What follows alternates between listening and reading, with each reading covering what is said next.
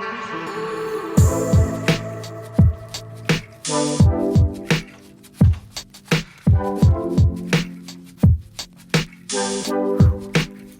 we're back in the building, but just for a moment.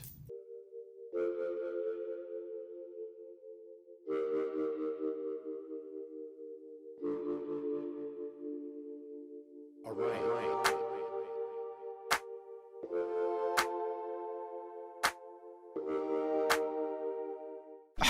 Let's go with that.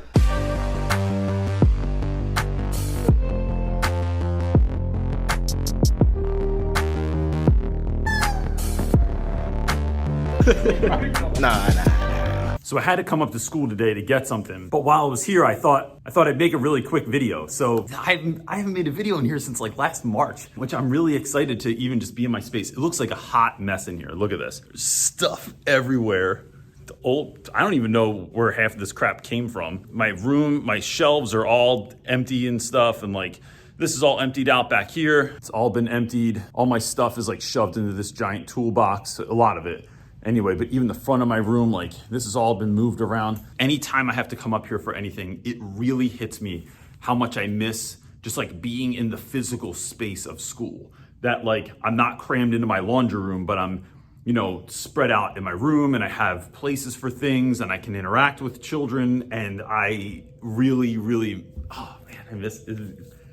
It's making me feel the feelings. So look, I hope that this sounds all right. I didn't bring my microphone or I don't have a light ring with me or anything today, but I've just thought like on the way up here that I should just shoot something really quick because look, I haven't been able to make a lot of videos. And I know a lot of YouTubers say this. They always say like, it's been a while or like, I haven't been able to shoot videos. And I know that I've done that too, but there is so much going on in our lives in a really positive and wonderful way, as well as all of the kind of stressful stuff that everyone else is dealing with. The last few months have just been consumed with opportunity, and those opportunities have prevented me from making YouTube videos. And I want to talk a little bit about what I'm doing with that. So first of all, to be transparent, right? It's like companies like, I've been working with HMH, which is Houghton Mifflin Harcourt, to make content for their gated site, Teacher's Corner, that you can access from their website. I've been working with Verizon and College Board and Adobe and all these like really wonderful like companies that I kind of can't believe I get to work with. The deal though is that they often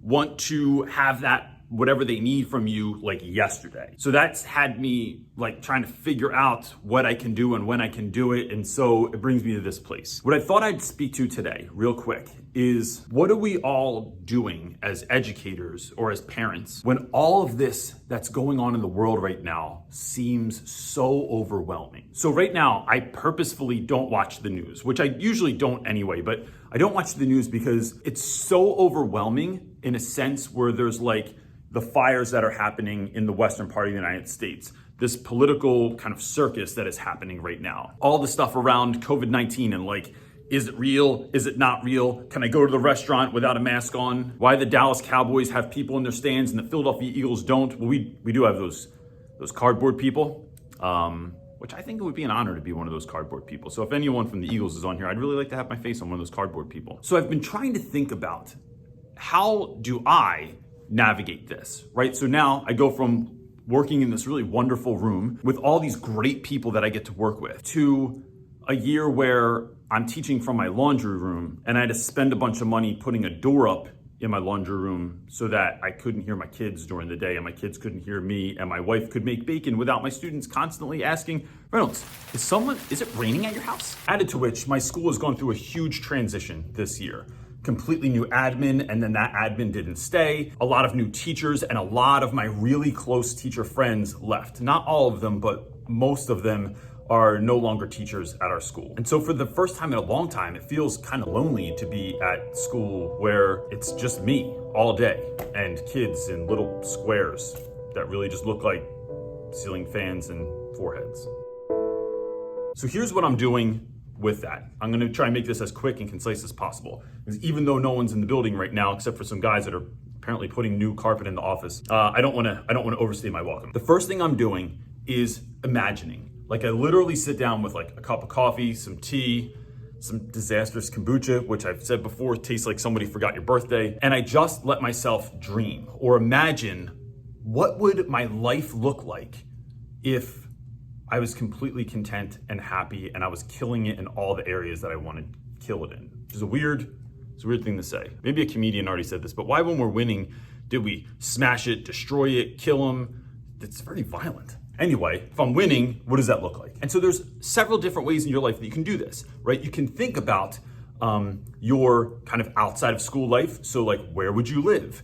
Who would you live with? What kind of car would you drive? Would you have a tiny horse named Kevin, which is a dream of mine? And what would that look like in school? So what does your classroom look like? What do your students act like? What kind of activities are you doing? What does the rapport look like? What does it actually feel like when you walk in the door and the students are there? And one of the things I think this is doing when we don't put restrictions, we're not thinking about who the admin is or who our crappy co-teacher is or the parents that keep sending angry emails or the kid that won't be quiet and is just belligerently rude every day.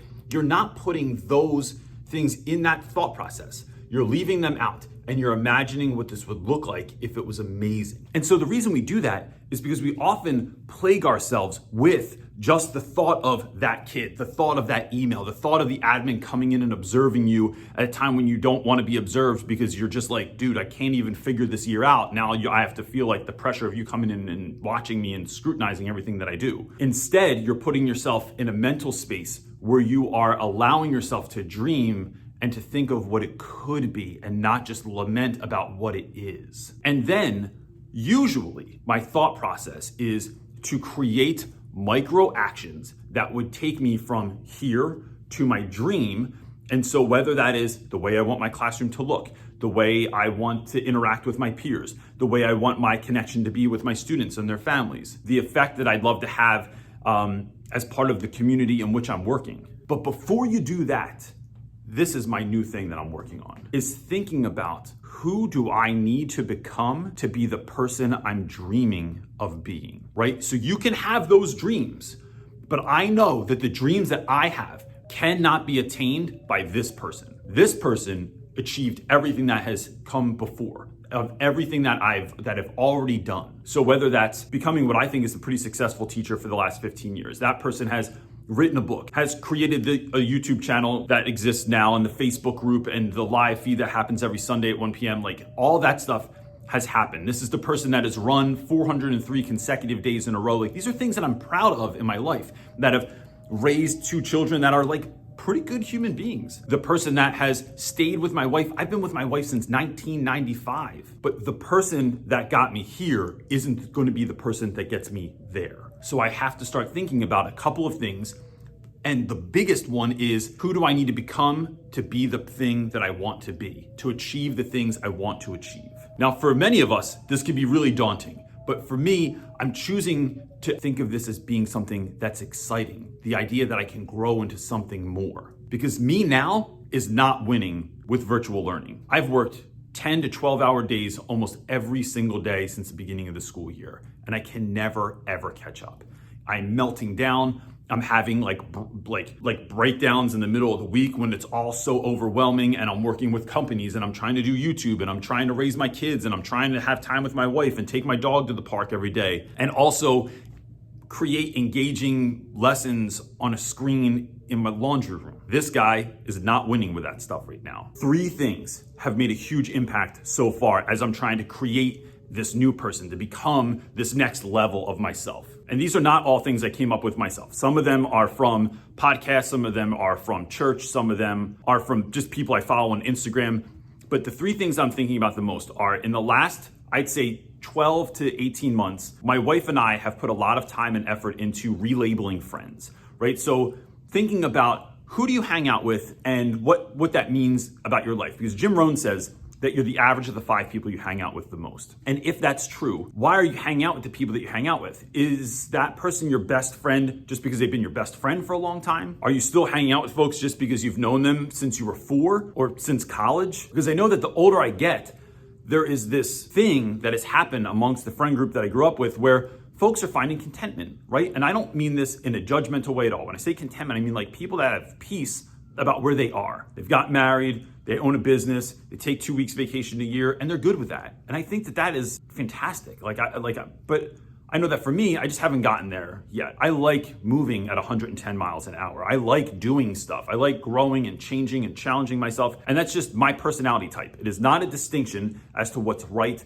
and what's not right. But I found that if I'm not hanging out with people that are kind of going to the same place that I want to go, then it hinders me. It holds me back. And some people that you grew up with are living a lifestyle that I don't want to be near.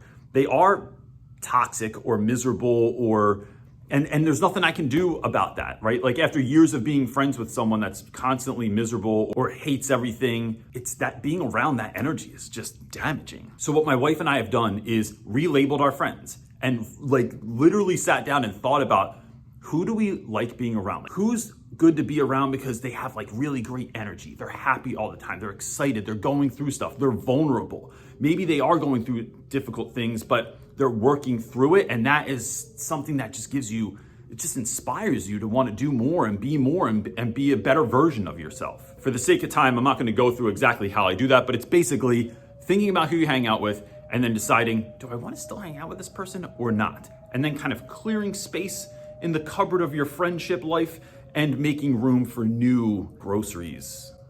That was a weird metaphor, but we're gonna go with it. Next has been really mind-blowing. This next thing's been really mind-blowing to me. Anyone that's ever been to therapy knows that how you grew up, where you grew up, who raised you, who were your friends, what was your community that you lived in, has a really deep impact on who you are now. You are indeed, in some respects, where you came from and who you came from. I heard one pastor say at one time that Jesus lives in your heart, but your grandpop lives in your bones. And so this idea that the narrative that you were sold growing up is ingrained in you in some respects. And so what that has meant for me so far is I come from, and without putting my family too far out there, because I don't want to like damn anyone, but my experience with my family growing up is that there were a lot of people that were riddled with alcohol and drug abuse. A lot of people that, I'm trying to think of how to put this kindly, folks that were told they couldn't and then they listened. Folks that were beaten down by their experiences and then didn't ever grow from those experiences, but instead just stayed down where they were told speak when spoken to, and as Anis Mojgani says, and then were never spoken to. And so for me, it is unlearning a lot of the things that I learned as a child. So for instance, when I started running when I was like 33, before I ever ran, because I was not an athletic child, I realized that part of my not being an athletic child is because I just wasn't very good at baseball and my hand-eye coordination basically sucked. So I just thought I wasn't athletic. But then I started running and I had family members that told me, what do you mean you're running? You don't run. You're not a runner. You don't run. And so then I have to do nuts stuff like run every day for a year. So in 2019, I decided I was going to run every day for a year. And then I ended up running 403 consecutive days. There's a whole video about this. I can put it up here if you're interested. But it was challenging those ideas that my family had. That when I was told I didn't build stuff. What do you mean you're building stuff? What do you mean you're working at a custom furniture shop and like building custom furniture, which is something that I used to do? Or when I even built my shed in my backyard and my wood shop in my shed, and family members saying like, you don't build stuff. You're building a shed? Oh my gosh, don't go in that shed. It's gonna fall on your head. What do you mean you're becoming a teacher? What do you mean you're writing a book? I was on Target's website. Why's your book on there? And it's been constantly me challenging these ideas of who I've been told that I was, and instead thinking about who I could be, and then actually trying to achieve that.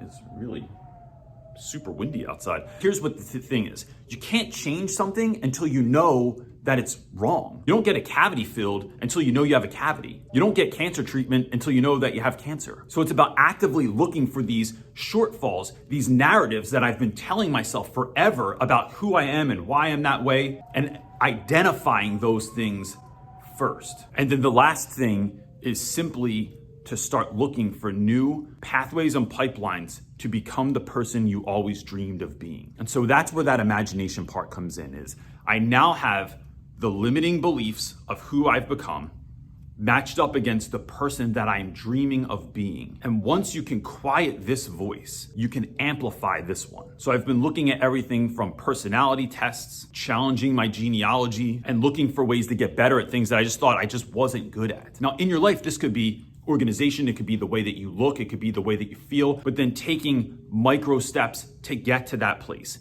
So if you don't like the way you dress, if you don't like the way your hair looks, if you don't like the way your classroom feels when you go in or what your interactions are with students, it's about learning some of those practices on how do I have better relationships with people in general? How do I stop losing my shit in the middle of class when kids are aggravating me? Like, what does a person that controls their emotions like that look like? What do they do to get to that place? And then start trying to implement some of those things. Heard a really great interview with Terry Crews one time on the Tim Ferriss podcast, and he said it's about being it first. So when you think about, I want to be a writer, what did writers do? They write every day. You want to be a runner? What do runners do? They run every day. And you're building that momentum. Now, you might not be good at first, but you're still practicing and doing the thing that those folks do. It's not thinking I'm going to be healthy one day or I'm going to be a good teacher one day. It's actually thinking about what do good teachers do? And then how do I adopt some of those things so I can move the needle? The last thing, this is a much longer video than I thought it was going to be, but this is the last thing I wanted to say about this. I've spoken about this a lot in a lot of videos. The way we find success, the way we help our students to find success is to make the changes so minute that it's almost impossible to lose. So when I ran every day for that year, I only had to run 1 mile. And for me, I know that I could do a mile. But on the days where it was 11:30 at night and I had to get a mile in real quick before it hit midnight and I missed running that day, on the days when it was snowing or icy or hail or thunderstorms, on days like when I would teach and then drive 3 hours to a speaking engagement, speak, go out with everyone, drive all the way home, and then have to run at the gym in my dress clothes, the mile was enough that I could still win. Now, I could run more than a mile if I wanted to, but that was it. When I wrote my book, I had to just write 2 pages a day. That was my minimum. 2 pages a day, and it didn't matter if they were good. If you want to make your classroom management better, how can you get the first 5 minutes of class so that students are focused and winning? And then maybe the next day it's 6 minutes or 10 minutes. If you have a group of kids that are out of pocket in your class and no one will pay attention or do the work, maybe focus in on one student and try and help them to win. If your whole class is failing, who can you look at in your class that you're like, all right, I think I can help these 5 kids find more success, and here's why. And then dial in on them and then incrementally grow that over time. Anytime I've ever lost at a challenge in my life, something that I really wanted to do, was because I made the goals too big. I'm not reading a chapter at a time. I'm not reading a page at a time. I'm reading a word at a time. And when you do that, you're doing what Tim Ferriss calls rigging the game to win. All right, I'm gonna cut myself off there. This was way longer than I thought it was gonna be. Gang, I hope you're all doing well. If you need more help than this, please consider going to our Facebook page. It's completely free, Real Rap with Reynolds Teacher Talk. You can also pick up my book, Teach Your Class Off, The Real Rap Guide to Teaching, which has nothing to do with rapping, but everything to do with teaching and real talk about it. Or you can go right to our website, realrapwithreynolds.com, and you can sign up for mentoring. These are hour-long sessions that you can sign up for just one or for a bunch of them, and I'll sit with you and I'll do a phone call with you and talk about everything under the sun. I'll talk about that one kid that won't be quiet. I'll talk about how to help you lesson plan. I'll talk about life-work balance. Whatever you're interested in is on the table. And these are all things that we're doing to try to, like I said, create pathways and pipelines to help you be the teacher you always dreamed of being. All right, time to strap on my mask and get out of here. Peace.